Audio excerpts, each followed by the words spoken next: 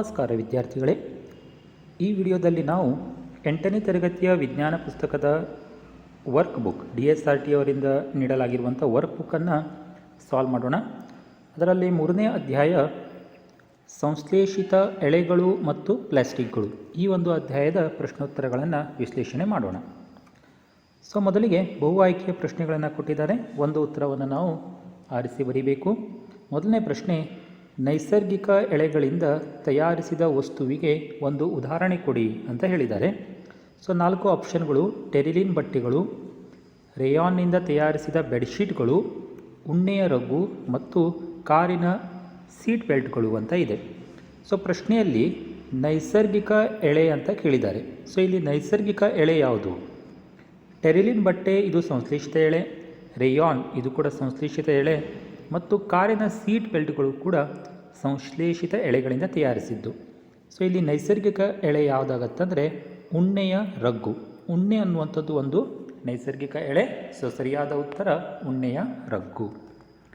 ಎರಡನೇ ಪ್ರಶ್ನೆ, ಪ್ಯಾರಾಚೂಟ್ಗಳು ಮತ್ತು ಬಂಡೆಗಳನ್ನು ಹತ್ತಲು ಬಳಸುವ ಹಗ್ಗಗಳನ್ನು ಇವುಗಳಿಂದ ತಯಾರಿಸಲಾಗುತ್ತದೆ ಅಂತ ಕೇಳಿದ್ದಾರೆ. ಪ್ಯಾರಾಶೂಟ್ ಅಥವಾ ಬಂಡೆಗಳನ್ನು ಹತ್ತಲಿಕ್ಕೆ ಒಂದು ಗಟ್ಟಿಯಾದಂಥ ಹಗ್ಗ ಬೇಕಾಗಿರ್ತದೆ. ಅದನ್ನು ನೈಲಾನ್ ಅನ್ನುವಂತಹ ಸಂಶ್ಲೇಷಿತ ಎಳೆಗಳಿಂದ ತಯಾರಿಸಲಾಗಿರ್ತದೆ. ನಂತರ 3ನೇ ಪ್ರಶ್ನೆಗೆ ಹೋಗೋಣ. ಕೆಳಗಿನವುಗಳಲ್ಲಿ ಥರ್ಮೋಪ್ಲಾಸ್ಟಿಕ್ಗಳ ಸರಿಯಾದ ಜೋಡಿ ಯಾವುದು ಅಂತ ಕೇಳಿದ್ದಾರೆ. ಇಲ್ಲಿ ಥರ್ಮೋಪ್ಲಾಸ್ಟಿಕ್ ಅಂದರೆ ಯಾವಾಗ ನಾವು ಉಷ್ಣತೆಯನ್ನು ಕೊಡ್ತೇವೋ ಆ ಪ್ಲಾಸ್ಟಿಕ್ ಏನಾಗುತ್ತೆ, ಅಲ್ಲಿ ಕರಗತ್ತೆ. ಅಂಥ ಪ್ಲಾಸ್ಟಿಕ್ಗಳನ್ನು ಥರ್ಮೋಪ್ಲಾಸ್ಟಿಕ್ ಅಂತ ಹೇಳ್ತೇವೆ. ಉತ್ತರಗಳು ಏನಿದೆ? ವಿದ್ಯುತ್ ಸ್ವಿಚ್ಗಳು ಮತ್ತು ಬಾಚಣಿಕೆಗಳು, ಪ್ಲಾಸ್ಟಿಕ್ ಆಟಿಕೆಗಳು ಮತ್ತು ವಿವಿಧ ಪಾತ್ರೆಗಳ ಹಿಡಿಕೆಗಳು, ಪಾಲಿಥೀನ್ ಚೀಲಗಳು ಮತ್ತು PVC ಪೈಪ್ಗಳು, ಪಾಲಿಥೀನ್ ಚೀಲಗಳು ಮತ್ತು ಕುಕ್ಕರ್ ಹಿಡಿಕೆಗಳು ಅಂತ ಇದೆ. ಈಗ ಉತ್ತರ ನೋಡಬೇಕಂದ್ರೆ ವಿದ್ಯುತ್ ಸ್ವಿಚ್ ಮತ್ತು ಬಾಚಣಿಕೆ. ಇದರಲ್ಲಿ ವಿದ್ಯುತ್ ಸ್ವಿಚ್ ಥರ್ಮೋಸೆಟ್ಟಿಂಗ್ ಪ್ಲಾಸ್ಟಿಕ್ ಮತ್ತು ಬಾಚಣಿಕೆ ಥರ್ಮೋಪ್ಲಾಸ್ಟಿಕ್ ಆಗಿದೆ. ಈ ಉತ್ತರ ತಪ್ಪಾಗತ್ತೆ. ನಂತರ ಪ್ಲಾಸ್ಟಿಕ್ ಆಟಿಕೆಗಳು ಮತ್ತು ವಿವಿಧ ಪಾತ್ರೆಗಳ ಹಿಡಿಕೆಗಳು. ಇಲ್ಲಿ ಪ್ಲಾಸ್ಟಿಕ್ ಆಟಿಕೆ ಏನಾಗುತ್ತೆ, ಥರ್ಮೋಪ್ಲಾಸ್ಟಿಕ್ ಆಗುತ್ತೆ. ಆದರೆ ವಿವಿಧ ಪಾತ್ರೆಗಳ ಹಿಡಿಕೆ ಇವು ಏನಾಗಿರ್ತದೆ, ಥರ್ಮೋಸೆಟ್ಟಿಂಗ್ ಪ್ಲಾಸ್ಟಿಕ್ ಆಗಿರ್ತದೆ. ನಂತರ ಪಾಲಿಥೀನ್ ಚೀಲಗಳು ಮತ್ತು PVC ಪೈಪ್ಗಳು. ಪಾಲಿಥೀನ್ ಚೀಲ ಮತ್ತು PVC ಪೈಪ್ ಇವೆರಡೂ ಕೂಡ ಥರ್ಮೋಪ್ಲಾಸ್ಟಿಕ್ ಆಗಿರೋದರಿಂದ ಇಲ್ಲಿ ಈ ಉತ್ತರ ಏನಾಗುತ್ತೆ, ಸರಿಯಾದ ಉತ್ತರ. ಪಾಲಿಥೀನ್ ಚೀಲಗಳು ಮತ್ತು ಕುಕ್ಕರ್ನ ಹಿಡಿಕೆಗಳು ಅಂತ 4ನೇ ಆಪ್ಷನ್ ಇದೆ. ಇಲ್ಲಿ ಕುಕ್ಕರ್ನ ಹಿಡಿಕೆಗಳು ಥರ್ಮೋಸೆಟ್ಟಿಂಗ್ ಪ್ಲಾಸ್ಟಿಕ್ ಆಗುತ್ತೆ. ಅದರಿಂದ ಇಲ್ಲಿ C ಉತ್ತರ ಸರಿಯಾಗಿದೆ. 4ನೇ ಪ್ರಶ್ನೆಗೆ ಹೋಗೋಣ. ಪ್ಲಾಸ್ಟಿಕ್ ವಸ್ತುಗಳನ್ನು ಪರಿಸರ ಸ್ನೇಹಿ ಎಂದು ಪರಿಗಣಿಸಲಾಗಿಲ್ಲ, ಏಕೆಂದರೆ? ಯಾಕೆ ಪ್ಲಾಸ್ಟಿಕ್ ವಸ್ತುಗಳನ್ನು ಪರಿಸರ ಸ್ನೇಹಿ ಅಂತ ಹೇಳಲ್ಲ ಅಂತ ಕೇಳಿದ್ದಾರೆ. ಇವುಗಳ ಬೆಲೆಯೂ ಅಗ್ಗವಾಗಿದ್ದು ದೀರ್ಘಕಾಲ ಬಾಳಿಕೆ ಬರುತ್ತದೆ. ಇವುಗಳು ವಿದ್ಯುತ್ ದುರ್ಬಲ ವಾಹಕಗಳಾಗಿದ್ದು ವಿವಿಧ ಬಣ್ಣಗಳಲ್ಲಿ ದೊರೆಯುತ್ತವೆ. C, ಇವು ಪರಿಸರ ಮಾಲಿನ್ಯ ಉಂಟು ಮಾಡುತ್ತದೆ ಹಾಗೂ ಬೇಗನೆ ಜೈವಿಕ ವಿಘಟನೆಯಾಗುವುದಿಲ್ಲ. ಮತ್ತು D, ಇವು ವೇಗವಾಗಿ ಜೈವಿಕ ವಿಘಟನೆಯಾಗುವುದರ ಜೊತೆಗೆ ಯಾವುದೇ ರೀತಿಯ ಮಾಲಿನ್ಯ ಉಂಟು ಮಾಡುವುದಿಲ್ಲ ಅಂತ ಇದೆ. ಇಲ್ಲಿ ನೀವು 3ನೇ ಆಪ್ಷನನ್ನು ನೋಡಿದಾಗ ಇವು ಪರಿಸರ ಮಾಲಿನ್ಯ ಉಂಟು ಮಾಡುತ್ತದೆ ಮತ್ತು ಬೇಗನೆ ಜೈವಿಕ ವಿಘಟನೆ ಆಗುವುದಿಲ್ಲ. ಈ ಉತ್ತರ ಸರಿಯಾಗತ್ತೆ. ಯಾಕಂದರೆ ಅದು ಜೈವಿಕ ವಿಘಟನೆ ಆಗದಂತಹ ಒಂದು ವಸ್ತು, ಅದು ಪ್ಲಾಸ್ಟಿಕ್. ಆದ್ದರಿಂದ ಅದು ಪರಿಸರ ಸ್ನೇಹಿ ಅಂತ ಪರಿಗಣಿಸಲಾಗಿಲ್ಲ. ಸರಿಯಾದ ಉತ್ತರ C. ಇನ್ನು 5ನೇ ಪ್ರಶ್ನೆಗೆ ಹೋಗೋಣ. ಕೆಳಗಿನವುಗಳಲ್ಲಿ ಸಂಶ್ಲೇಷಿತ ಎಳೆಗಳಿಂದ ಮಾತ್ರ ತಯಾರಾದ ವಸ್ತುಗಳ ಒಂದು ಗುಂಪು ಅಂತ ಕೊಟ್ಟಿದ್ದಾರೆ. ಇಲ್ಲಿ ಸಂಶ್ಲೇಷಿತ ಎಳೆಗಳಿಂದ ಮಾತ್ರ ತಯಾರಾದ ವಸ್ತುವನ್ನು ನಾವು ಹುಡುಕಬೇಕು. 1ನೇ ಉತ್ತರದಲ್ಲಿ ನೈಲಾನ್, ಟೆರಿಲಿನ್ ಮತ್ತು ಉಣ್ಣೆ ಇದೆ. ಉಣ್ಣೆ ಏನಾಗಿದೆ, ನೈಸರ್ಗಿಕ ಎಳೆ ಆಗಿದೆ. ನಂತರ 2ನೇ ಉತ್ತರದಲ್ಲಿ ಹತ್ತಿ, ಪಾಲಿಕಾಟ್ ಮತ್ತು ರೇಯಾನ್ ಇದೆ. ಇಲ್ಲಿ ಹತ್ತಿ ನೈಸರ್ಗಿಕ ಎಳೆಯಾಗಿದೆ. ಇನ್ನು D ಉತ್ತರದಲ್ಲಿ ಏನಾಗಿದೆ, ಅಕ್ರಿಲಿಕ್, ರೇಷ್ಮೆ ಮತ್ತು ಉಣ್ಣೆ ಇದೆ. ಇಲ್ಲಿ ರೇಷ್ಮೆ ಮತ್ತು ಉಣ್ಣೆ ಇವೆರಡೂ ಕೂಡ ನೈಸರ್ಗಿಕ ಎಳೆಯಾಗಿದೆ. C ಉತ್ತರದಲ್ಲಿ PVC, ಪಾಲಿಥೀನ್ ಮತ್ತು ಬೇಕ್ಲೈಟ್ ಅಂತ ಇದೆ. ಇವು ಮೂರೂ ಕೂಡ ಏನಾಗಿದೆ ಅಂದರೆ ಸಂಶ್ಲೇಷಿತ ಎಳೆಗಳಿಂದ ತಯಾರಿಸಲಾಗಿರುವಂಥ ವಸ್ತು. ಅದರಿಂದ C ಉತ್ತರ ಸರಿಯಾಗತ್ತೆ. ಯಾಕಂದರೆ ಅವ್ರು ಏನು ಕೇಳಿದ್ದಾರೆ, ಸಂಶ್ಲೇಷಿತ ಎಳೆಗಳಿಂದ ಮಾತ್ರ ತಯಾರಾದ ವಸ್ತು ಅಂತ ಕೇಳಿದ್ದಾರೆ. PVC, ಪಾಲಿಥೀನ್ ಮತ್ತು ಬೇಕ್ಲೈಟ್ ಸರಿಯಾದ ಉತ್ತರ. ನೆಕ್ಸ್ಟ್ ಪ್ರಶ್ನೆಯಲ್ಲಿ ಏನು ಕೇಳಿದ್ದಾರೆ ಅಂದರೆ ಇಲ್ಲಿ ಸ್ತಂಭ 1 ಮತ್ತು ಸ್ತಂಭ 2 ಅಂತ ಕೊಟ್ಟಿದ್ದಾರೆ. ಸ್ತಂಭ 1ರಲ್ಲಿ ಏನಿದೆ, ಎಕ್ರಿಲಿಕ್, ರೇಯಾನ್, ಪಾಲಿಯೆಸ್ಟರ್ ಮತ್ತು ನೈಲಾನ್ ಅಂತ ಇದೆ. ಸ್ತಂಭ 2ರಲ್ಲಿ ಏನಿದೆ, ಬೆಡ್ಶೀಟ್ಗಳು ಮತ್ತು ನೆಲಹಾಸುಗಳು, ನಿದ್ರಾಶೀಲಗಳು, ಹಗ್ಗಗಳು ಮತ್ತು ಗುಡಾರಗಳು. ಸಿದಲ್ಲಿ ಸ್ವೆಟ್ರ್ಗಳು, ಶಾಲುಗಳು, ಹೊದಿಕೆಗಳು ಇದೆ. ಡಿದಲ್ಲಿ ಬಾಟಲಿಗಳು, ಉಡುಪುಗಳು ಮತ್ತು ಫಿಲ್ಮ್ಗಳು ಅಂತ ಇದೆ. ಸೊ ಈಗ ನಾವು ಸರಿಯಾದ ಉತ್ತರವನ್ನು ಇಲ್ಲಿ ಹೊಂದಾಣಿಕೆ ಮಾಡಿ ಹುಡುಕಬೇಕಾಗಿದೆ. ಸೊ ಮೊದಲಿಗೆ ಎಕ್ರಿಲಿಕ್ ಇದು ಏನಾಗುತ್ತೆ, ಇದನ್ನು ಸ್ವೆಟರ್ಗಳು, ಶಾಲುಗಳು ಮತ್ತು ಹೊದಿಕೆಗಳನ್ನು ತಯಾರಿಸಲಿಕ್ಕೆ ಬಳಸುವಂಥದ್ದು ಎಕ್ರಿಲಿಕ್. ಸೊ ಎಗೆ ಸರಿಯಾದ ಉತ್ತರ ಯಾವುದಂದರೆ ಸಿ. ನಂತರ ರೇಯಾನ್ ಅಂತ ಕೊಟ್ಟಿದ್ದಾರೆ. ರೇಯಾನ್ಗಳನ್ನು ಎಲ್ಲಿ ಬಳಸ್ತಾರೆ, ಬೆಡ್ಶೀಟ್ಗಳು ಮತ್ತು ನೆಲಹಾಸುಗಳನ್ನು ತಯಾರಿಸಲಿಕ್ಕೆ ಬಳಸುವಂಥದ್ದು ರೇಯಾನ್. ಸೊ ಎರಡನೇಗೆ ಉತ್ತರ ಎ ಆಗುತ್ತೆ. ಇನ್ನು ಪಾಲಿಯೆಸ್ಟರ್ ಯಾವುದಕ್ಕೆ ಬಳಸ್ತಾರೆ ಅಂದರೆ ಬಾಟಲಿಗಳು, ಉಡುಪುಗಳು, ಫಿಲ್ಮ್ಗಳನ್ನು ತಯಾರಿಸಲಿಕ್ಕೆ ಬಳಸ್ತಾರೆ. ಆದ್ದರಿಂದ ಮೂರನೇದಕ್ಕೆ ಸರಿಯಾದ ಉತ್ತರ ಡಿ. ನಂತರ ನೈಲಾನ್ಗಳನ್ನು ನಿದ್ರಾಚೀಲ, ಹಗ್ಗಗಳು, ಗುಡಾರಗಳನ್ನು ತಯಾರಿಸಲಿಕ್ಕೆ ಬಳಸ್ತಾರೆ. ಆದ್ದರಿಂದ ನಾಲ್ಕನೇದಕ್ಕೆ ಸರಿಯಾದ ಉತ್ತರ ಬಿ. ಸೊ ಆಪ್ಷನನ್ನು ನೋಡೋಣ. ಒಂದನೇದಕ್ಕೆ ಸಿ ಆಗಬೇಕು. ಸೊ ಬಿ ಮತ್ತು ಸಿದಲ್ಲಿ ಒಂದನೇದಕ್ಕೆ ಸಿ ಕೊಟ್ಟಿದ್ದಾರೆ. ಎರಡನೇದಕ್ಕೆ ಎ ಆಗಬೇಕು. ಸೊ ಎರಡನೇದಕ್ಕೆ ಎ ಯಾವುದಿದೆ ಅಂದರೆ ಸಿದಲ್ಲಿ ತಾವು ಇದನ್ನು ನೋಡ್ಬೋದು. ಒಂದನೇದಕ್ಕೆ ಸಿ, ಎರಡನೇದಕ್ಕೆ ಎ, ಮೂರನೇದಕ್ಕೆ ಡಿ ಉತ್ತರ ಕರೆಕ್ಟ್ ಇದೆ. ನಂತರ ನಾಲ್ಕನೇದಕ್ಕೆ ಬಿ ಉತ್ತರ ಸರಿಯಾಗಿರುವಂಥದ್ದು. ಸೊ ಇಲ್ಲಿ ಸರಿಯಾದ ಒಂದು ಉತ್ತರ ಯಾವುದಂದರೆ ಸಿ, ಇದು ಸರಿಯಾದ ಉತ್ತರ ಆಗಿರುವ. ನಂತರ ಆರನೇ ಪ್ರಶ್ನೆಗೆ ಬರೋಣ. ಇಲ್ಲಿ ಒಂದು ಹೇಳಿಕೆಯನ್ನು ಕೊಟ್ಟಿದ್ದಾರೆ. ಅಕ್ರಿಲಿಕ್ ಎಳೆಗಳನ್ನು ಶಾಲುಗಳು ಮತ್ತು ಕಾಲು ಚೀಲಗಳ ಉತ್ಪಾದನೆಯಲ್ಲಿ ಬಳಸುತ್ತಾರೆ. ಅಕ್ರಿಲಿಕನ್ನು ಎಲ್ಲಿ ಬಳಸ್ತಾರೆ, ಶಾಲುಗಳು ಮತ್ತು ಕಾಲು ಚೀಲ ಅಂದರೆ ಸಾಕ್ಸ್ಗಳ ಉತ್ಪಾದನೆಯಲ್ಲಿ ಬಳಸುತ್ತಾರೆ ಅಂತ ಹೇಳಿಕೆ ಕೊಟ್ಟಿದ್ದಾರೆ. ಯಾಕೆ ಅದನ್ನು ಅಲ್ಲಿ ಬಳಸ್ತಾರೆ ಅಂದರೆ ಕಾರಣ ಕೂಡ ಕೊಟ್ಟಿದ್ದಾರೆ. ಅಕ್ರಿಲಿಕ್ ಎಳೆಗಳು ಉಣ್ಣೆಯ ಎಳೆಗಳ ಪರ್ಯಾಯ ಬಳಕೆಗೆ ಅನುಕೂಲಕರವಾಗಿದೆ ಅಂತ ಕಾರಣ ಕೊಟ್ಟಿದ್ದಾರೆ. ಸೊ ಇಲ್ಲಿ ಹೇಳಿಕೆ ಅಕ್ರಿಲಿಕ್ ಶಾಲುಗಳ ಮತ್ತು ಕಾಲು ಚೀಲಗಳ ಉತ್ಪಾದನೆ ಬಳಸುತ್ತಾರೆ. ಸೊ ಹೇಳಿಕೆಯಲ್ಲಿ ಸರಿಯಾಗಿದೆ. ನಂತರ ಕಾರಣ ಕೂಡ ಇಲ್ಲಿ ಸರಿಯಾಗಿದೆ. ಯಾಕಂದರೆ ಅಕ್ರಿಲಿಕ್ ಎಳೆಗಳನ್ನು ಉಣ್ಣೆಗಳ ಪರ್ಯಾಯವಾಗಿ ಬಳಸುವಂಥದ್ದು. ಸೊ ಹೇಳಿಕೆ ಮತ್ತು ಕಾರಣ ಎರಡೂ ಕೂಡ ಇಲ್ಲಿ ಸರಿಯಾಗಿರುವುದರಿಂದ ನಾವಿಲ್ಲಿ ಆಪ್ಷನ್ ಹುಡುಕೋದು ಭಾಳ ಈಸಿಯಾಗಿದೆ. ಯಾಕಂದರೆ ಸಿ ಆಪ್ಷನ್ದಲ್ಲಿ ಏನು ಕೊಟ್ಟಿದ್ದಾರೆ, ಹೇಳಿಕೆ ಮತ್ತು ಕಾರಣ ಎರಡೂ ಸರಿಯಾಗಿದೆ ಅಂತ ಕೊಟ್ಟಿದ್ದಾರೆ. ಈ ಉತ್ತರ ಇಲ್ಲಿ ಸರಿಯಾಗತ್ತೆ. ಸೊ ಮೇನ್ ಕ್ವೆಶ್ಚನ್ 2ಕ್ಕೆ ಬರೋಣ. ಇಲ್ಲಿ ಮೊದಲೆರಡು ಪದಗಳಿಗಿರುವ ಸಂಬಂಧವನ್ನು ಅವಲೋಕಿಸಿ ಮೂರನೇ ಪದಕ್ಕೆ ಸಂಬಂಧಿಸಿದ ಸೂಕ್ತ ಉತ್ತರ ಬರೆಯಿರಿ ಅಂತ ಹೇಳಿದ್ದಾರೆ. ಮೊದಲು ನೈಲಾನ್ ಅಂತ ಕೊಟ್ಟು ಹಗ್ಗಗಳು ಮತ್ತು ಟೆಂಟ್ಗಳು ಅಂತ ಕೊಟ್ಟಿದ್ದಾರೆ. ಅಂದರೆ ನೈಲಾನನ್ನು ಹಗ್ಗಗಳು ಮತ್ತು ಟೆಂಟ್ಗಳ ತಯಾರಿಕೆಯಲ್ಲಿ ಬಳಸ್ತಾರೆ. ಅದೇ ರೀತಿ ಪೆಟ್ ಅಂತ ಕೊಟ್ಟಿದ್ದಾರೆ. ಪೆಟ್ಟನ್ನು ಸಾಮಾನ್ಯವಾಗಿ ಬಾಟಲಿಗಳು, ಪಾತ್ರೆಗಳು, ಫಿಲ್ಮ್ಗಳು, ವೈರ್ಗಳ ತಯಾರಿಕೆಯಲ್ಲಿ ಬಳಸ್ತಾರೆ. ಸೊ ಇಲ್ಲಿ ಉತ್ತರ ಬಾಟಲಿಗಳು ಮತ್ತು ಪಾತ್ರೆಗಳು ಅಂತ ಆಗತ್ತೆ.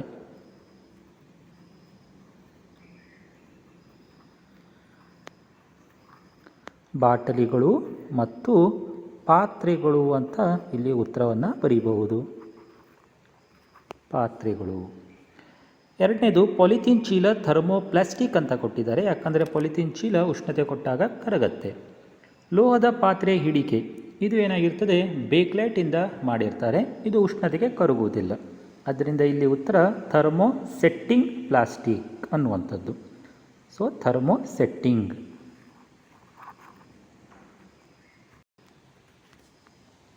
ಓಕೆ. ನಂತರ ಮೂರನೇದು ಪ್ಲಾಸ್ಟಿಕ್ ಮರುಬಳಕೆ ಅಂತ ಕೊಟ್ಟಿದ್ದಾರೆ.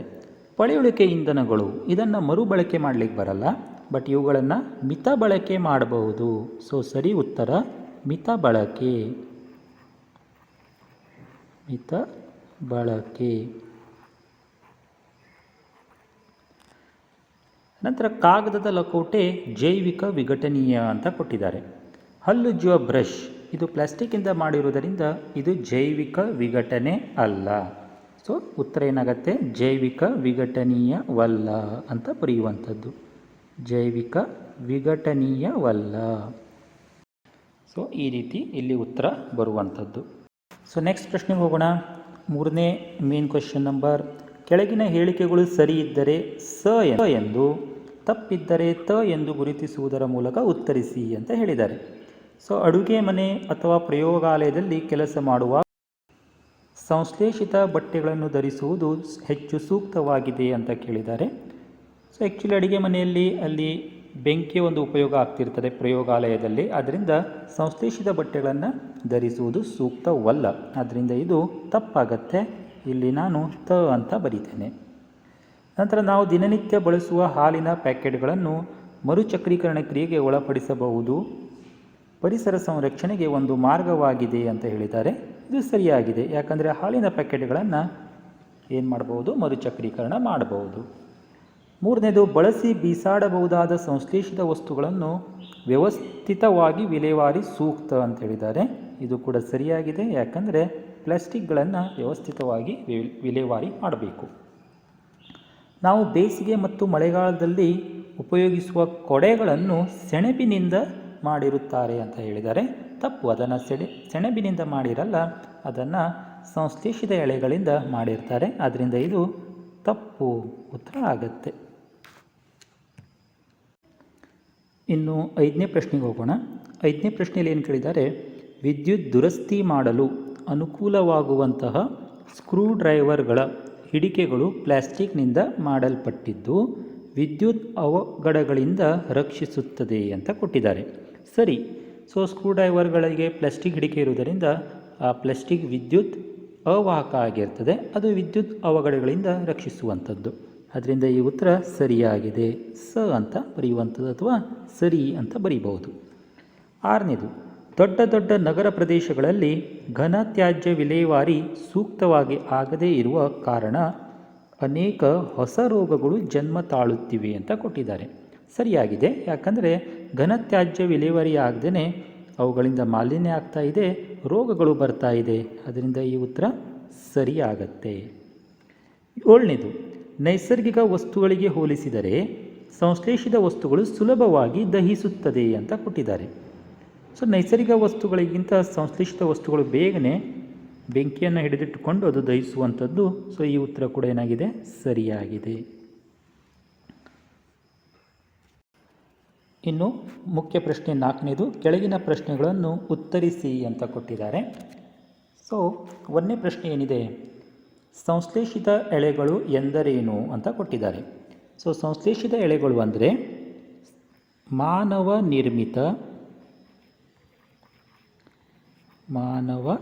ನಿರ್ಮಿತ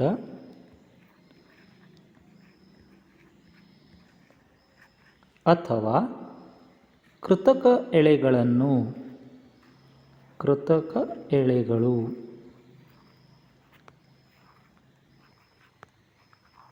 ಸೊ ಮಾನವ ನಿರ್ಮಿತ ಅಥವಾ ಕೃತಕ ಎಳೆಗಳನ್ನು ಸಂಶ್ಲೇಷಿತ ಎಳೆಗಳು ಅಂತ ಕರಿತೇವೆ. 2ನೇದು, ಪ್ಲಾಸ್ಟಿಕ್ ಬಳಕೆಯಿಂದ ಸೃಷ್ಟಿಯಾಗುವ ಕಸವು ಪರಿಸರ ಸ್ನೇಹಿಯಲ್ಲ, ಚರ್ಚಿಸಿ ಅಂತ ಕೊಟ್ಟಿದ್ದಾರೆ. ಹೌದು, ಪ್ಲಾಸ್ಟಿಕ್ ಬಳಕೆಯಿಂದ ಸೃಷ್ಟಿಯಾಗುವಂಥ ಕಸವು ಪರಿಸರ ಸ್ನೇಹಿಯಲ್ಲ, ಏಕೆಂದರೆ ಇದು ಜೈವಿಕ ವಿಘಟನೆಯಾಗುವುದಿಲ್ಲ. ಇದಕ್ಕೆ ಕಾರಣವನ್ನು ಬರೀಬೇಕಾಗತ್ತೆ. ಏಕೆಂದರೆ ಇದು ಜೈವಿಕ ವಿಘಟನೆಯಾಗುವುದಿಲ್ಲ.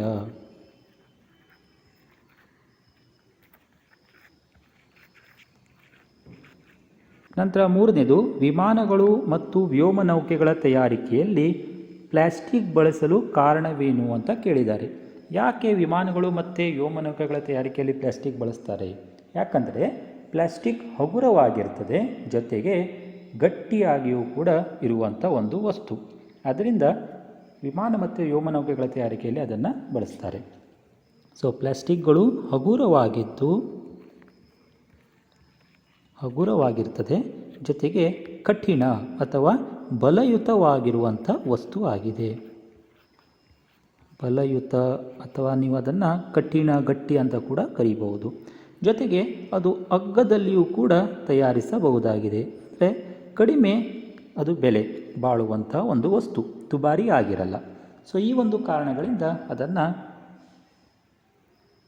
ನಾವೆಲ್ಲಿ ಬಳಸ್ತೇವೆ, ವ್ಯೋಮನೌಕೆಗಳ ತಯಾರಿಕೆಯಲ್ಲಿ ಬಳಸುವಂಥದ್ದು. ನಂತರ 4ನೇ ಪ್ರಶ್ನೆ, ಥರ್ಮೋಸೆಟ್ಟಿಂಗ್ ಪ್ಲಾಸ್ಟಿಕ್ ವಸ್ತುಗಳಿಗೆ 2 ಉದಾಹರಣೆ ಕೊಡಿ ಅಂತ ಹೇಳಿದ್ದಾರೆ. ಸೊ ಥರ್ಮೋಸೆಟ್ಟಿಂಗ್ ಪ್ಲಾಸ್ಟಿಕ್ ಅಂದರೆ ಅದು ಉಷ್ಣತೆ ಕೊಟ್ಟರೂ ಕೂಡ ಕರಗುವುದಿಲ್ಲ.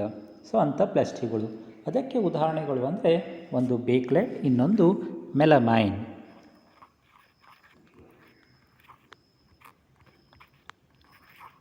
ಬೇಕಲೈಟ್ ಅನ್ನುವಂಥ ಒಂದು ಪ್ಲಾಸ್ಟಿಕ್. ಇನ್ನೊಂದು ಮೆಲಮೈನ್ ಉದಾಹರಣೆಯನ್ನು ಕೊಡಬಹುದು.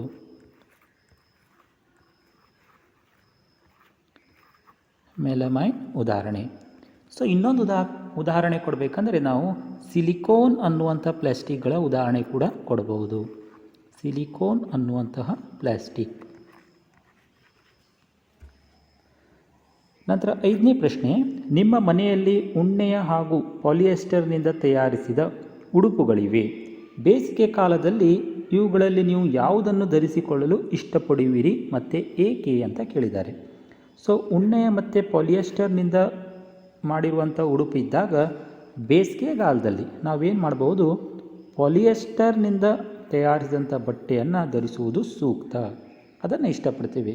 ಯಾಕಂದರೆ ಅದು ಏನಾಗಿರ್ತದೆ, ಉಣ್ಣೆಗೆ ನಾವು ಕಂಪೇರ್ ಮಾಡಿದಾಗ, ಹೋಲಿಕೆ ಮಾಡಿದಾಗ ಅದು ಏನು ಮಾಡಲ್ಲ, ಉಷ್ಣವನ್ನು ಹಿಡಿದಿಟ್ಕೊಳ್ಳಲ್ಲ.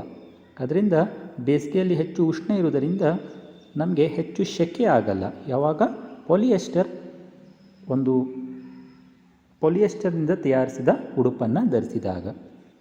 ಸೊ ಇದು ಪಾಲಿಯೆಸ್ಟರ್ ಏನು ಮಾಡ್ತದೆ, ಉಷ್ಣತೆಯನ್ನು ಹಿಡಿದಿಟ್ಟುಕೊಳ್ಳಲ್ಲ, ಉಷ್ಣ ರೋಧಕವಾಗಿಲ್ಲ.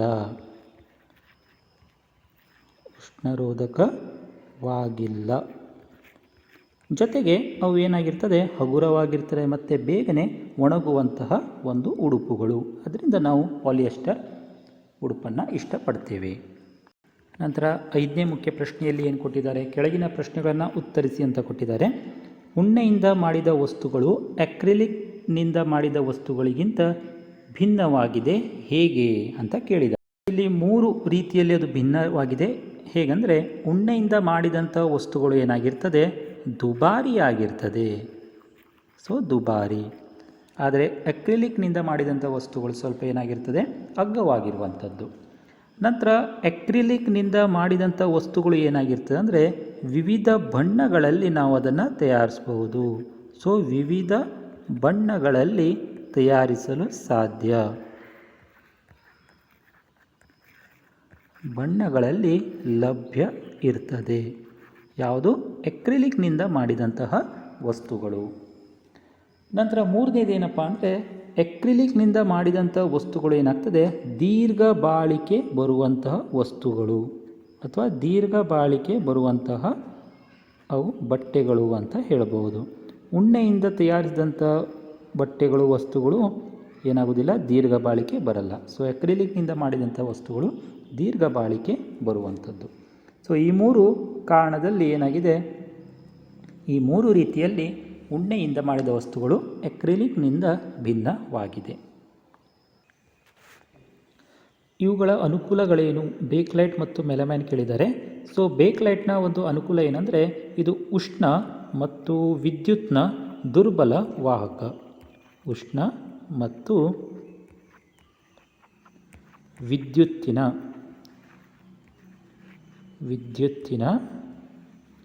ದುರ್ಬಲ ವಾಹಕವಾಗಿದೆ.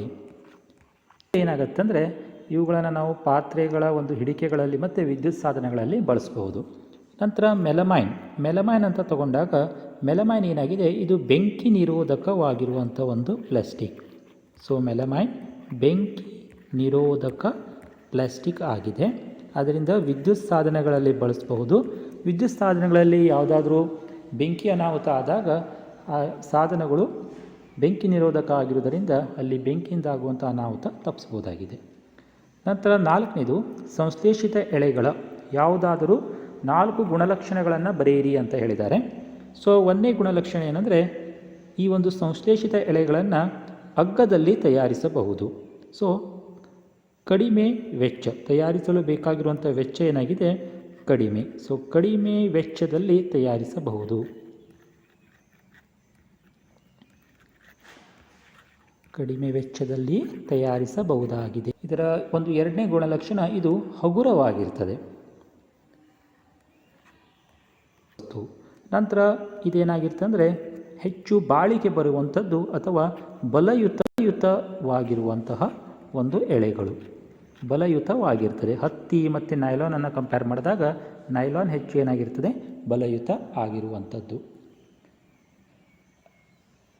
ಸೊ ಅದನ್ನು ಬಲಿಷ್ಠ ಅಂತ ಕೂಡ ಹೇಳ್ತೇವೆ. ಮತ್ತು ನಾಲ್ಕನೇ ಲಕ್ಷಣ ಅಂದರೆ ಸಂಶ್ಲೇಷಿತ ಎಲೆಗಳು ವಿಭಿನ್ನ ರೀತಿಯ ಬಣ್ಣಗಳಲ್ಲಿ ತಯಾರಿಸಬಹುದು. ಸೊ ವಿಭಿನ್ನ ರೀತಿಯ ಬಣ್ಣವನ್ನು ಅದಕ್ಕೆ ಕೊಡಬಹುದು, ವಿಭಿನ್ನವಾದ ಬಣ್ಣಗಳನ್ನು ಈ ಒಂದು ಸಂಶ್ಲೇಷಿತ ಎಳೆಗಳಿಗೆ ನಾವು ಸೇರಿಸಬಹುದಾಗಿದೆ. ಸೊ ಈ 4 ಮುಖ್ಯ ಗುಣಲಕ್ಷಣಗಳು ಸಂಶ್ಲೇಷಿತ ಎಳೆಗಳಿಗೆ ಇರುವಂಥದ್ದು. ಸೊ 5ನೇ ಪ್ರಶ್ನೆಗೆ ಹೋಗೋಣ. ಜೈವಿಕ ವಿಘಟನೆ ಹೊಂದುವ ಮತ್ತು ಜೈವಿಕ ವಿಘಟನೆ ಹೊಂದದ ವಸ್ತುಗಳು ಎಂದರೇನು ಅಂತ ಕೇಳಿದ್ದಾರೆ. ಜೈವಿಕ ವಿಘಟನೆ ಹೊಂದುವ ಅಂದರೆ ಇಂಥ ವಸ್ತುಗಳು ಕೊಳೆಯುತ್ತವೆ. ಸೊ ಮಣ್ಣಿನಲ್ಲಿ ಕೊಳೆಯುವ ವಸ್ತುಗಳು, ಮಣ್ಣಿನಲ್ಲಿ ಕೊಳೆಯುವ ವಸ್ತುಗಳು, ಅಥವಾ ಇದನ್ನು ಈ ರೀತಿ ಕೂಡ ಹೇಳಬಹುದು, ಜೀವಿಗಳಿಂದ ವಿಘಟನೆ ಆಗುವಂತಹ ವಸ್ತುಗಳು. ಸೊ ಜೀವಿಗಳಿಂದ ವಿಘಟನೆ ಆಗುವಂಥ ವಸ್ತುಗಳು ಅಥವಾ ಸೂಕ್ಷ್ಮ ಜೀವಿಗಳಿಂದ. ನಂತರ ಜೈವಿಕ ವಿಘಟನೆ ಹೊಂದದ ವಸ್ತುಗಳು ಅಂತ ಕೇಳಿದ್ದಾರೆ. ಇದರ ವಿರುದ್ಧವಾಗಿ ಬರೆಯುವಂಥದ್ದು. ಯಾವ ವಸ್ತುಗಳು ಮಣ್ಣಿನಲ್ಲಿ ಕೊಳೆಯುವುದಿಲ್ಲವೋ ಅಥವಾ ಜೀವಿಗಳಿಂದ ವಿಘಟನೆಗೆ ಒಳಪಡುವುದಿಲ್ಲವೋ ಅಂಥ ವಸ್ತುಗಳನ್ನು ಜೈವಿಕ ವಿಘಟನೆ ಹೊಂದದ ವಸ್ತುಗಳು ಅಂತ ಹೇಳ್ತೇವೆ. ಮುಂದಿನ ಪ್ರಶ್ನೆ ಏನಿದೆ, ರೇಯಾನನ್ನು ಹೇಗೆ ತಯಾರಿಸುತ್ತಾರೆ ಅಂತ ಕೇಳಿದೆ. ಮರದ ತಿರುಳಿನಿಂದ ತಯಾರಿಸ್ತಾರೆ, ಮರದ ತಿರುಳು. ಸೊ ಮರದ ತಿರುಳು ಒಂದು ನೈಸರ್ಗಿಕ ವಸ್ತು. ಅಂಥ ನೈಸರ್ಗಿಕ ವಸ್ತುವನ್ನು ಬಳಸಿಕೊಂಡು ಏನು ಮಾಡ್ತೇವೆ ನಾವು, ರೇಯಾನ್ ಅನ್ನುವಂಥ ಸಂಶ್ಲೇಷಿತ ಎಳೆಗಳನ್ನು ತಯಾರಿಸ್ತೇವೆ. 6ನೇ ಮುಖ್ಯ ಪ್ರಶ್ನೆ, ನಿಮಗೆ ಒಂದೇ ರೀತಿಯ ಉದ್ದ ಮತ್ತು ದಪ್ಪವನ್ನು ಹೊಂದಿರುವ ಹತ್ತಿ, ಉಣ್ಣೆ ಮತ್ತು ರೇಷ್ಮೆ ಮತ್ತು ನೈಲಾನ್ಗಳ ದಾರಗಳನ್ನು ನೀಡಲಾಗಿದೆ ಎಂದು ಭಾವಿಸಿಕೊಳ್ಳಿ. ಇವುಗಳನ್ನು 4 ವಿವಿಧ ಆಧಾರ ಸ್ತಂಭಗಳಿಗೆ ಒಂದೊಂದಾಗಿ ನೇತು ಹಾಕಿ ಅವುಗಳಿಗೆ ತೂಕದ ಬೊಟ್ಟುಗಳನ್ನು ಒಂದ ನಂತರ ಒಂದನ್ನು ಜೋಡಿಸುತ್ತಾ ಬಂದಾಗ ಕೆಲವು ವೀಕ್ಷಣೆಗಳನ್ನು ಗಮನಿಸಬಹುದು. ವೀಕ್ಷಣೆಗಳಿಗನುಗುಣವಾಗಿ ಕೆಳಗಿನ ಪ್ರಶ್ನೆಗಳನ್ನು ಉತ್ತರಿಸಿ ಅಂತ ಹೇಳಿದ್ದಾರೆ. ಸೊ ಪ್ರಶ್ನೆ ಏನು ಕೇಳಿದ್ದಾರೆ ನೋಡ್ರಿ, ಯಾವ ದಾರವು ಬೇಗನೆ ತುಂಡಾಗುತ್ತದೆ, ಏಕೆ ಅಂತ ಕೇಳಿದ್ದಾರೆ. ಸೊ ಬೇಗನೆ ತುಂಡಾಗುವಂಥ ದಾರ ಯಾವುದು? ಇಲ್ಲಿ ಹತ್ತಿಯಿಂದ ಮಾಡಲ್ಪಟ್ಟಂತಹ ದಾರ. ಯಾಕಂದರೆ ಅವೇನಾಗಿರ್ತಾರೆ, ಸ್ವಲ್ಪ ಹತ್ತಿಯ ಕಠಿಣತೆ ಕಡಿಮೆ ಆಗಿರ್ತದೆ. ಅದೊಂದು ನೈಸರ್ಗಿಕ ಎಳೆಯಾಗಿದೆ, ಅದರ ಕಠಿಣತೆ ಕಡಿಮೆ ಇರುವುದರಿಂದ ಅದು ಮೊದಲು ತುಂಡಾಗುವಂಥದ್ದು. ನಂತರ ಯಾವ ದಾರವು ಬೇಗನೆ ತುಂಡಾಗುವುದಿಲ್ಲ, ಏಕೆ ಅಂತ ಕೇಳಿದ್ದಾರೆ. ಇಲ್ಲಿ ನೈಲಾನ್ದಿಂದ ತಯಾರಿಸಿದಂಥ ದಾರ ಬೇಗನೆ ತುಂಡಾಗುವುದಿಲ್ಲ, ಏಕೆಂದರೆ ಅದು ಕೃತಕ ಎಳೆಗಳಿಂದ ಮಾಡಲ್ಪಟ್ಟಿದ್ದು ಬಲಯುತ ಆಗಿರ್ತದೆ. ಆದ್ದರಿಂದ ನೈಲಾನ್ ದಾರ ಬೇಗನೆ ತುಂಡಾಗುವುದಿಲ್ಲ. ನಂತರ ಮುಂದಿನ ಪ್ರಶ್ನೆ ಥರ್ಮೋಪ್ಲಾಸ್ಟಿಕ್ಗಳು ಮತ್ತು ಥರ್ಮೋಸೆಟ್ಟಿಂಗ್ ಪ್ಲಾಸ್ಟಿಕ್ಗಳಿಗಿರುವ ವ್ಯತ್ಯಾಸಗಳನ್ನು ಮತ್ತು ಉದಾಹರಣೆಗಳನ್ನು ತಿಳಿಸಿ ಅಂತ ಹೇಳಿದ್ದಾರೆ. ಸೊ ಥರ್ಮೋಸೆಟ್ಟಿಂಗ್ ಮತ್ತು ಥರ್ಮೋಪ್ಲಾಸ್ಟಿಕ್ ಇರುವಂಥ ವ್ಯತ್ಯಾಸ ಬರಿಬೇಕು. ಥರ್ಮೋಪ್ಲಾಸ್ಟಿಕ್ಗಳು ಏನಾಗುತ್ತಂದರೆ ಇವು ಉಷ್ಣತೆ ಕೊಟ್ಟಾಗ ಕರಗುತ್ತದೆ. ಸೊ ಉಷ್ಣತೆ ಕೊಟ್ಟಾಗ ಇದೇನಾಗುತ್ತದೆ, ಕರಗುತ್ತದೆ. ಅಥವಾ ಉಷ್ಣತೆ ಕೊಟ್ಟಾಗ ಕರಗುವಂಥ ಪ್ಲಾಸ್ಟಿಕ್ಗಳನ್ನು ಥರ್ಮೋಪ್ಲಾಸ್ಟಿಕ್ಗಳು ಅಂತೇವೆ. ಥರ್ಮೋಸೆಟ್ಟಿಂಗ್ ಪ್ಲಾಸ್ಟಿಕ್ ಅಂದರೆ ಇವುಗಳನ್ನು ಉಷ್ಣತೆ ಕೊಟ್ಟಾಗಲೂ ಕೂಡ ಅದು ಏನಾಗುವುದಿಲ್ಲ, ಕರಗುವುದಿಲ್ಲ. ನಂತರ ಉದಾಹರಣೆಗಳನ್ನು ಕೇಳಿದ್ದಾರೆ. ಥರ್ಮೋಪ್ಲಾಸ್ಟಿಕ್ಗೆ ಉದಾಹರಣೆ ಅಂದರೆ ಇಲ್ಲಿ ಪಿ ವಿ ಸಿಯನ್ನು ಉದಾಹರಣೆಯಾಗಿ ಕೊಡಬಹುದು, ಅಥವಾ ಆಟಿಕೆ ಸಾಮಾನುಗಳಲ್ಲಿ ಬಳಸುವಂಥ ಪ್ಲಾಸ್ಟಿಕ್ಗಳು, ಅಥವಾ ಪಾಲಿಥೀನ್ ಚೀಲಗಳನ್ನು ಇಲ್ಲಿ ಉದಾಹರಣೆಯಾಗಿ ಕೊಡಬಹುದು, ಪಾಲಿಥೀನ್ ಚೀಲಗಳು. ನಂತರ ಥರ್ಮೋಸೆಟ್ಟಿಂಗ್ ಪ್ಲಾಸ್ಟಿಕ್ ಯಾವುದು ಉಷ್ಣತೆ ಕೊಟ್ಟರೂ ಕರಗುವುದಿಲ್ಲ ಅಲ್ಲ, ಅದಕ್ಕೆ 2 ಉದಾಹರಣೆ, ಮುಖ್ಯವಾದಂಥ 2 ಉದಾಹರಣೆನ ಕೊಡ್ಬೋದು.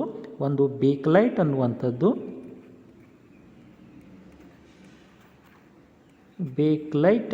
ಒಂದು ಉದಾಹರಣೆ ಕೊಡ್ಬೋದು. ಇನ್ನೊಂದು ಮೆಲಮೈನ್ ಅನ್ನುವಂಥ ಉದಾಹರಣೆಯನ್ನು ಕೊಡಬಹುದು. ಮುಂದಿನ ಪ್ರಶ್ನೆ, ಪ್ಲಾಸ್ಟಿಕ್ ವಸ್ತುಗಳು ಹೆಚ್ಚು ಪ್ರಚಲಿತಗೊಳ್ಳಲು ಕಾರಣವೇನು ಅಂತ ಕೇಳಿದ್ದಾರೆ. ಪ್ಲಾಸ್ಟಿಕ್ ವಸ್ತುಗಳು ಹೆಚ್ಚು ಪ್ರಚಲಿತಗೊಳ್ಳಲಿಕ್ಕೆ ಕಾರಣ ಅದಕ್ಕಿರುವಂಥ ಕೆಲವೊಂದು ಗುಣಗಳು. ಆ ಗುಣಗಳು ಯಾವುದು? ಏನಾಗಿದೆ, ಅವು ಹೆಚ್ಚು ಕ್ರಿಯಾಪಟು ಅಲ್ಲ. ಪ್ಲಾಸ್ಟಿಕ್ಗಳು ಏನಿಲ್ಲ, ಹೆಚ್ಚು ಕ್ರಿಯಾಪಟುವಾಗಿಲ್ಲ. ಇದರಿಂದ ಏನಾಗುತ್ತೆ, ಅವು ಇತರ ವಸ್ತುಗಳ ಹಾಗೆ ತುಕ್ಕು ಹಿಡಿಯುವುದಿಲ್ಲ. ಅದರಿಂದ ಅದು ದೀರ್ಘ ಬಾಳಿಕೆ ಬರ್ತದೆ.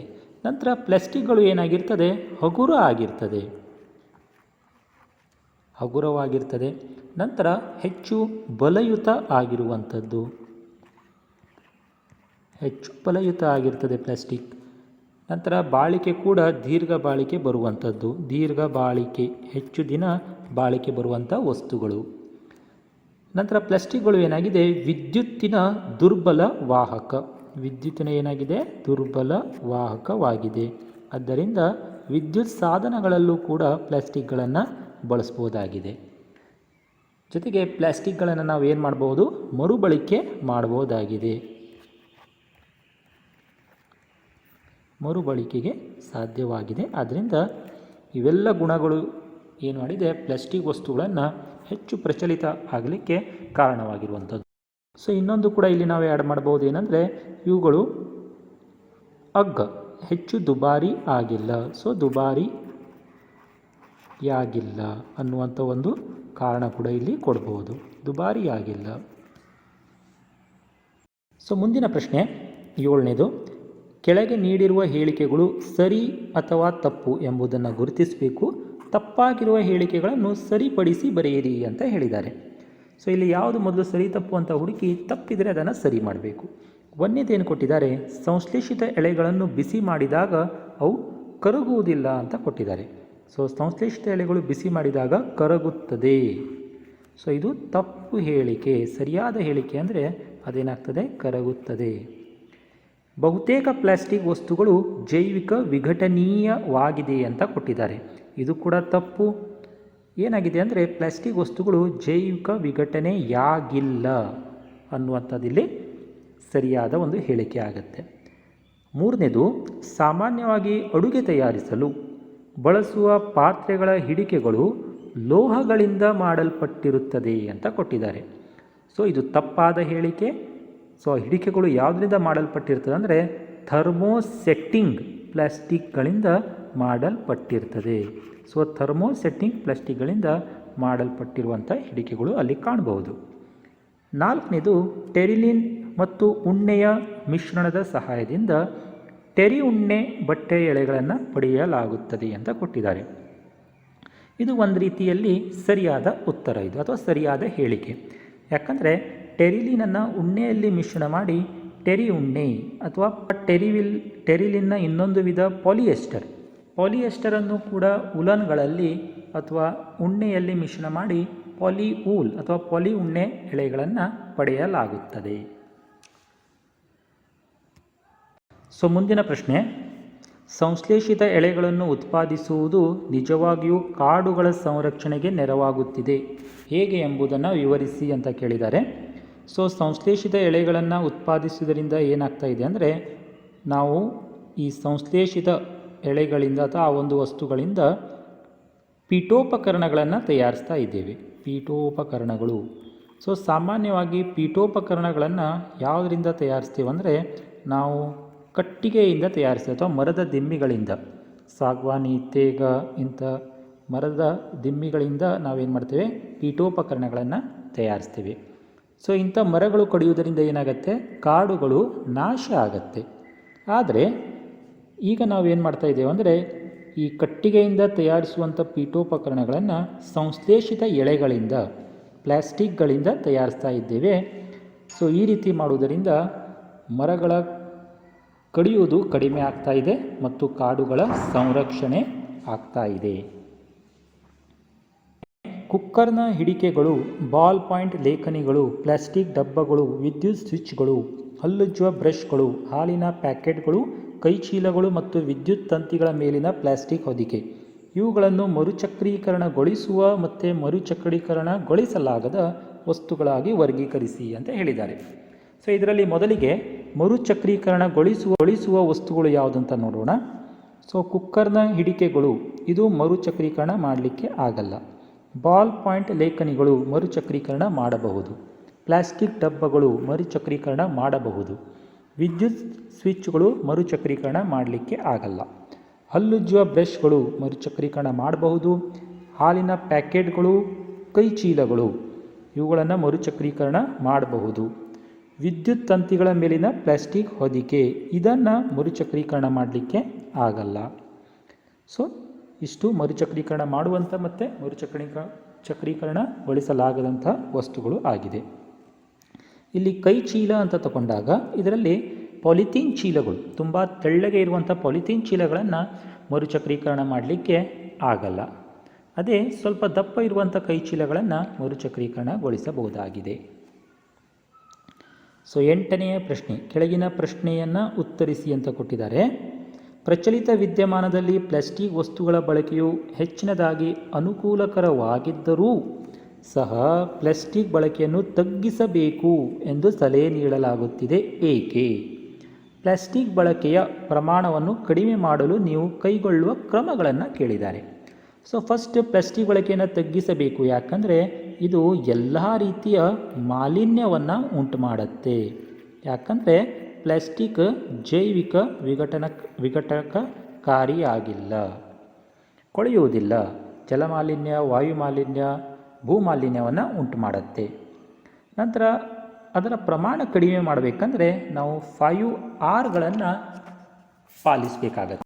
ಅವುಗಳು ಯಾವುದು? ಒಂದನೇದು ಮಿತ ಬಳಕೆ. ಮಿತ ಬಳಕೆ ಅನ್ನೋದು ಮೊದಲು ಬರುತ್ತೆ. ಪ್ಲಾಸ್ಟಿಕ್ಗಳ ಬಳಕೆಯನ್ನು ಕಡಿಮೆ ಮಾಡಬೇಕು. ಎರಡನೇದಾಗಿ ಬರುವಂಥದ್ದು ಮರುಬಳಕೆ. ಯಾವ ಪ್ಲಾಸ್ಟಿಕ್ಗಳನ್ನು ಮತ್ತೆ ಯೂಸ್ ಮಾಡಲಿಕ್ಕಾಗತ್ತೆ ಅದನ್ನು ಮರುಬಳಕೆ ಮಾಡಬೇಕಾಗತ್ತೆ. ಅದಾದ ನಂತರ ಮರುಚಕ್ರೀಕರಣ, ರೀಸೈಕಲ್ ಮಾಡುವಂಥದ್ದು. ಕೆಲವೊಂದು ಪ್ಲಾಸ್ಟಿಕ್ಗಳನ್ನು ನಾವು ಮರುಚಕ್ರೀಕರಣಕ್ಕೆ ಒಳಪಡಿಸಬಹುದು. ನಂತರ ಬರುವಂಥದ್ದು ಮರಳಿ ಪಡೆಯುವಂಥದ್ದು. ಪ್ಲಾಸ್ಟಿಕ್ಗಳಲ್ಲಿ ಏನು ಮಾಡಬೇಕು, ನಾವು ಕೆಲವೊಂದು ಪ್ಲಾಸ್ಟಿಕ್ಗಳನ್ನು ಬೇರೆ ಬೇರೆ ಉದ್ದೇಶಗಳಿಗಾಗಿ ಬಳಸುವುದರ ಮೂಲಕ ಮರಳಿ ಪಡೆಯುವಂಥದ್ದು. ನಂತರ ನಿರಾಕರಿಸು ಅನ್ನುವಂಥದ್ದು. ನಿರಾಕರಿಸು ಅಂದರೆ ಯಾವ ಪ್ಲಾಸ್ಟಿಕ್ನ ನಮಗೆ ಉಪಯೋಗ ಇಲ್ವೋ ಅಂಥ ಪ್ಲಾಸ್ಟಿಕ್ಗಳನ್ನು ಉಪಯೋಗಿಸಲೇಬಾರ್ದು, ಬಳಕೆನೇ ಮಾಡಬಾರ್ದು, ಅದನ್ನು ನಿರಾಕರಿಸು ಅಂತ ಹೇಳ್ತೇವೆ. ಇನ್ನು ಕೊನೆಯದಾಗಿ ಏನು ಕೊಟ್ಟಿದ್ದಾರೆ ಅಂದರೆ ಸ್ವಮೌಲ್ಯಮಾಪನ ಅಂತ ಕೊಟ್ಟಾರೆ. ಇಲ್ಲಿ 30 ನಿಮಿಷ ಟೈಮ್ ಇದೆ, 10 ಅಂಕಗಳು ಇದೆ. ತಾವು ಇದನ್ನು ಬರೀಬೇಕು. ಇದಕ್ಕೆ ಯಾವುದೇ ರೀತಿ ಉತ್ತರವನ್ನು ನಾನು ನಿಮಗೆ ಇಲ್ಲಿ ಹೇಳಲ್ಲ, ತಾವೇ ಆ ಉತ್ತರವನ್ನು ಬರೀಬೇಕು. ಏನಾದರೂ ತಮಗೆ ಡೌಟ್ ಇದ್ದರೆ ಕಮೆಂಟ್ ಬಾಕ್ಸಲ್ಲಿ ಹಾಕಿರಿ, ಅದಕ್ಕೆ ಉತ್ತರವನ್ನು ಕೊಡ್ತೇನೆ. ಸೊ ಇಷ್ಟು ನಮ್ಮ 3ನೇ ಅಧ್ಯಾಯದ ಒಂದು ವರ್ಕ್ ಬುಕ್ನ ಒಂದು ಪ್ರಶ್ನೋತ್ತರಗಳ ಚರ್ಚೆ ಆಗಿದ್ದು ತಮಗೆ ಅರ್ಥ ಆಗಿದೆ ಅಂತ ತಿಳ್ಕೊಳ್ತೇನೆ. ಇನ್ನು ಮುಂದಿನ ಒಂದು ಪಾಠದ ಒಂದು ಸೊಲ್ಯೂಷನ್ಸ್, ವರ್ಕ್ ಬುಕ್ನ ಸೊಲ್ಯೂಷನ್ ತಾವು ತಿಳ್ಕೊಳ್ಬೇಕಂತಾದರೆ, ಪರಿಹಾರ ಕಂಡುಕೊಳ್ಬೇಕಂದ್ರೆ ಏನು ಮಾಡಬೇಕು, ಮುಂದಿನ ವಿಡಿಯೋವನ್ನು ನೋಡಬೇಕು ಮತ್ತು ನಮ್ಮ ಚಾನಲನ್ನು ಸಬ್ಸ್ಕ್ರೈಬ್ ಮಾಡಬೇಕು. ಧನ್ಯವಾದಗಳು. Thank you.